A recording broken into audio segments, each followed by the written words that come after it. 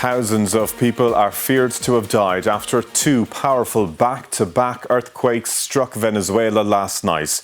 Homes and buildings have been flattened across the capital, Caracas, and several other states, with acting President Delcy Rodriguez describing the situation as a true tragedy. At least 164 people have been confirmed dead, with rescue teams working to reach people trapped under rubble. The first earthquake hit without warning just after 6 p.m. local time on Wednesday. The massive 7.2 magnitude quake struck close to Venezuela's Caribbean coast and around 180 kilometres west of the capital, Caracas. Less than a minute later, the second quake, even stronger at magnitude 7.5, hit just a few kilometres away. The twin earthquakes are the most powerful recorded in Venezuela in 126 years. The shockwaves rocked a huge area of the northwest of the country, collapsing buildings hundreds of kilometres from the epicentre. Chaos and panic on the streets of El Junquito, just west of the Venezuelan capital. This man calls for his mother as the earth trembles and buildings around him crumble.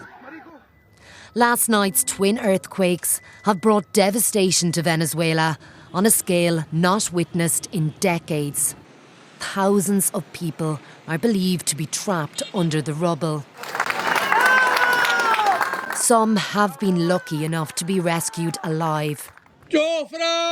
For others, the search goes on. This survivor describes the aftermath as like a horror movie. She points to the neighbouring apartment block. Only one family escaped from there, she says. Acting President Delcy Rodriguez has declared a state of emergency and warned that the area of La Guaira in particular is like a disaster zone. The state most affected by this incalculable seismic phenomenon is La Guaira State. There are dozens of collapsed buildings, and we are at this moment working very hard in rescue operations to save the lives that God permits us to save. It is a true tragedy. Offers of support have started pouring in from around the world, including from US President Donald Trump, who ordered the capture of previous President Nicolás Maduro in a violent raid in January. Venezuela was already navigating a period of profound uncertainty. Now it is a nation in mourning too. Kate Varley, RT News. Well, we can bring you now live images from Caracas, the capital of Venezuela. And as you can see, those rescue efforts are continuing. 164 is the latest official death toll. But of course, there are concerns that that could rise significantly. The country's acting president describing it as a true tragedy. Well, for the very latest on this, we spoke a short time ago to journalist and Global Voices Latin America's editor, Gabriela Mizones Rojo, and I began by asking her where she was when the first earthquake struck. So I was in my office when it happened.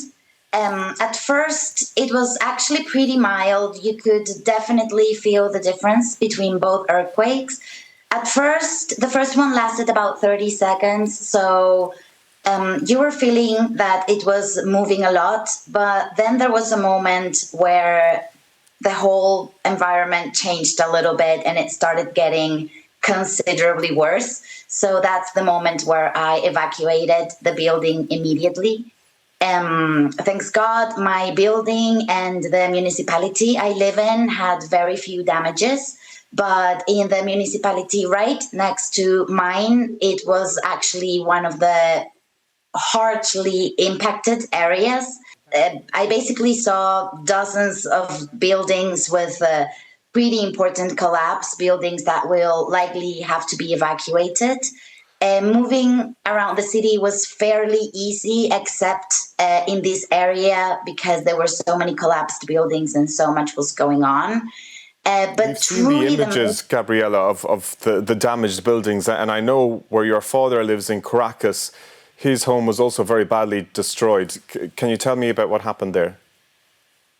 Definitely the most badly impacted city of this earthquake isn't Caracas, it's La Guaira. It's a city at the coast of Caracas, about 40 minutes away from Caracas. The devastation in this city is total. My father lost his building. It was an absolute collapse. But in that street, 3 other buildings collapsed.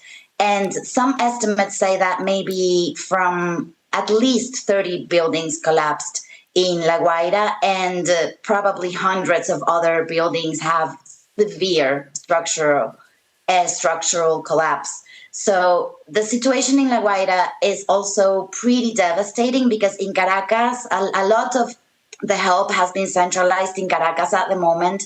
But in La Guaira, there have been no rescue teams, no fighters sent, no civil protection sent to help people. So people in La Guaira have been literally been left alone to help themselves. So they are practically alone, looking in the rubble to see if they can find people. And presumably then for people like your father, it's going to be very hard for them to seek shelter. Many of them will have nowhere to go.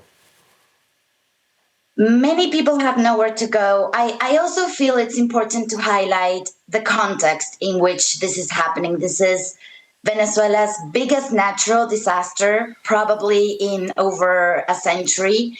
And this is happening in an extremely authoritarian government. This is happening in a humanitarian emergency that we've been enduring for the past decade.